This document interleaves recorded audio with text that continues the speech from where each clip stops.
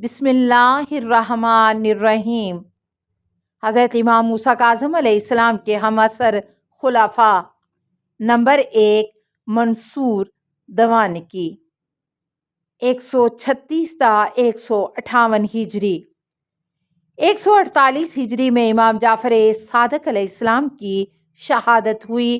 اس وقت سے حضرت امام موسیٰ کاظم علیہ السلام بذات خود فرائض امامت کے ذمہ دار ہوئے۔ اس وقت سلطنت عباسیہ کے تخت پر منصور دوانکی بیٹھا تھا۔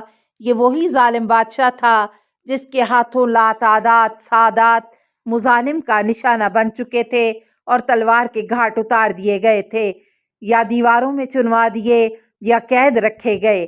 خود حضرت امام جعفر صادق علیہ السلام کے خلاف طرح طرح کی سازشیں کی جا چکی تھیں اور مختلف صورتوں سے تکلیفیں پہنچائی گئی تھیں، یہاں تک کہ منصور ہی کا بھیجا ہوا زہر تھا جس سے اب آپ دنیا سے رخصت ہو رہے تھے۔ اس کے بعد 10 برس تک منصور زندہ رہا، لیکن امام موسیٰ کاظم علیہ السلام سے کوئی تعرض نہیں کیا اور آپ فرائض امامت کی انجام دہی میں امن و سکون کے ساتھ مصروف رہے۔ یہ بھی تھا کہ اس زمانے میں منصور شہر بغداد کی تعمیر میں مصروف تھا، جس سے 157 ہجری میں یعنی اپنی موت سے صرف 1 سال پہلے اسے فراغت ہوئی۔ اس لیے وہ امام موسیٰ کاظم علیہ السلام کے متعلق کسی ایذا رسانی کی طرف متوجہ نہیں ہوا۔ نمبر 2، مہدی عباسی 158-159۔ 158 ہجری کے آخر میں منصور دوانکی دنیا سے رخصت ہوا تو اس کا بیٹا مہدی تخت سلطنت پر بیٹھا۔ شروع میں تو اس نے بھی امام موسیٰ کاظم علیہ السلام کی عزت و احترام کے خلاف کوئی برتاؤ نہیں کیا، مگر چند سال کے بعد پھر وہی بنی فاطمہ کی مخالفت کا جذبہ ابھرا اور 164 ہجری میں جب وہ حج کے نام پر حجاز کی طرف آیا تو امام موسیٰ کاظم علیہ السلام کو اپنے ساتھ مکہ سے بغداد لے گیا اور قید کر دیا۔ 1 سال تک حضرت اس کی قید میں رہے، پھر اس کو اپنی غلطی کا احساس ہوا اور حضرت کو مدینہ کی طرف واپسی کا موقع دیا گیا۔ مہدی نے عوام کو دھوکہ دینے کے لیے اعلان کیا کہ حکومت پر جس کسی کا کوئی حق ہو وہ اپنا حق لے سکتا ہے۔ اس نے بظاہر لوگوں کے حقوق ادا کرنا شروع کر دیے۔ امام موسیٰ کاظم علیہ السلام نے بھی اپنے حق کا مطالبہ کیا۔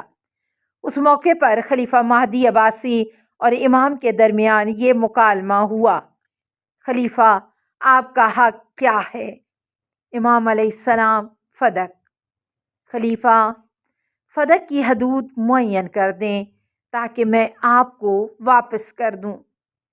امام علیہ السلام نے فرمایا: اس کی پہلی حد کوہ احد، دوسری حد مصر کا عریش، تیسری حد سیف البحر دریائے خزرج اور چوتھی حد دومت الجندل عراق ہے۔ خلیفہ: یہ سب؟ امام علیہ السلام: ہاں۔ خلیفہ کا چہرہ غیظ و غضب سے سرخ ہو گیا اور وہ چلایا: یہ بہت زیادہ ہے، ہمیں سوچنا پڑے گا۔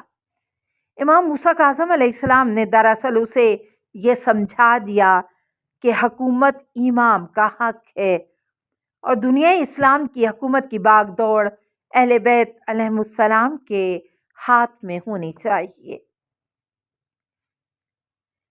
ایک مرتبہ مہدی جو اپنے زمانے کا حاکم تھا مدینہ آیا اور امام موسیٰ کاظم علیہ السلام سے مسئلہ تحریم شراب پر بحث کرنے لگا۔ وہ اپنے ذہن ناقص میں خیال کرتا تھا کہ معاذ اللہ اس طرح امام کی رسوائی کی جائے، لیکن شاید وہ یہ نہیں جانتا تھا کہ یہ وارث باب مدینۃ العلم ہیں۔ چنانچہ امام سے سوال کرتا ہے کہ آپ حرمت شراب کی قرآن سے دلیل دیجیے۔ امام علیہ السلام نے فرمایا: خداوند سورہ اعراف میں فرماتا ہے، اے حبیب کہہ دو کہ میرے خدا نے کار بد چہ ظاہر چہ مخفی و اسم و ستم بنا حق حرام قرار دیا ہے اور یہاں اسم سے مراد شراب ہے۔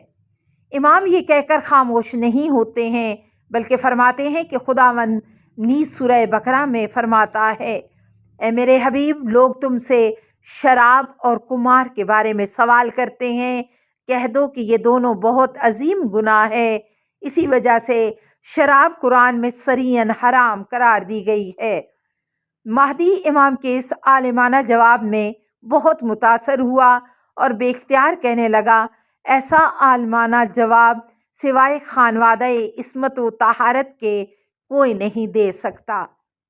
نمبر 3، ہادی 159 تا 170۔ مہدی کے بعد اس کا بھائی ہادی 192 ہجری میں تخت سلطنت پر بیٹھا اور صرف 1 سال 1 مہینے تک اس نے حکومت کی۔ اس کے بعد ہارون الرشید کا زمانہ آیا جس میں پھر امام موسیٰ کاظم علیہ السلام کو آزادی کے ساتھ سانس لینا نصیب نہیں ہوا۔ اللہم صلی علی محمد وآل محمد وآلہ الطیبین الطاہرین المعصومین۔